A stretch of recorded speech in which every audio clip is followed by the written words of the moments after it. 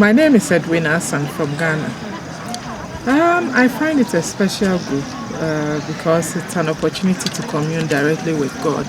Having been to an Anglican school and a Methodist school and worshiping from time to time with the Methodists, I find it an opportunity. I find Quakerism or religious society of friends an experience where you commune directly with God. Sometimes you may not be always comfortable to pray about certain things when people are around you, or you can't focus. But then when you get into a gathered members of friends, it's easy because everyone is in that mode, so it's easy to commune with God. It was a theme that really hit me. Looking at being salt and being light, for me, they are both agents of permanence, if I can put it that way. When you come into light, you've moved somehow permanently from darkness. And then when you put salt in food or in processing, some manufacturing processes, it preserves. Salt preserves. I'm a textile person, so I use salt as a preservative to preserve the colors that I use in the processes I go through. So thinking about the two, salt and light, I saw it as, I found it as a lot of pressure on us as Christians, because you have to be really special to be seen as salt and light among other Christians.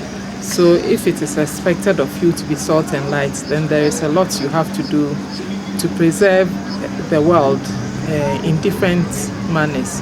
You have to have good values that people will look up to as a human being. And then with every group that you belong to, not only with the religious society of friends, whichever work you do, whichever employment in which you find yourself, you have to show the value that you have and the testimonies that we have as Quakers.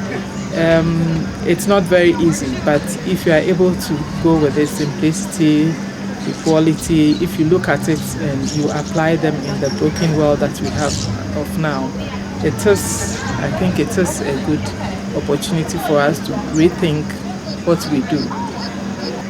Right, my meeting is Hill House monthly meeting in Ghana, and it is based at Achimota, and we've been worshiping there for the past 87 years.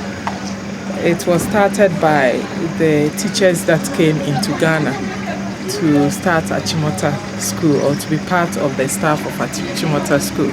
So they had a little setup within the compound where they started worshiping, and with time Ghanaians joined. But at the moment, almost all of us are Ghanaians, and apart from a few members, we also have some regular attenders.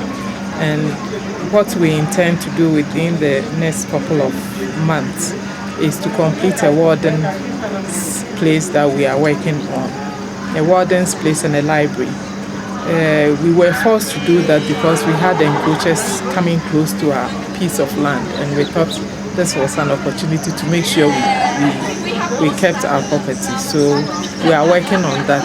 And then we are also rethinking of finding another place in the central region where we used to have a meeting, to build up a meeting house, to have a training center where we'll give short courses on Quakerism, and then also retreat grounds so that people would want to have some quiet time with us. And the area is close to a number of tourist centers.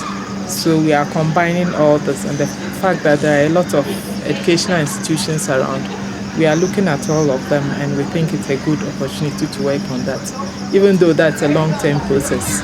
And because we have small numbers, we are looking at partnering with another meeting so that we can develop it as a whole, something that belongs to Quakers. What immediately comes to mind is a song for all Christians, whether you're a Quaker, whether you are Anglican, whichever religion you belong to, whichever sect that you belong to, once you are a Christian, this goes for you. We are one with the the Spirit, we are one with the Lord. We are one with the Spirit, we are one with the Lord. We are one with the Spirit, we shall one day be one. We are one in the Spirit, we are one with the Lord.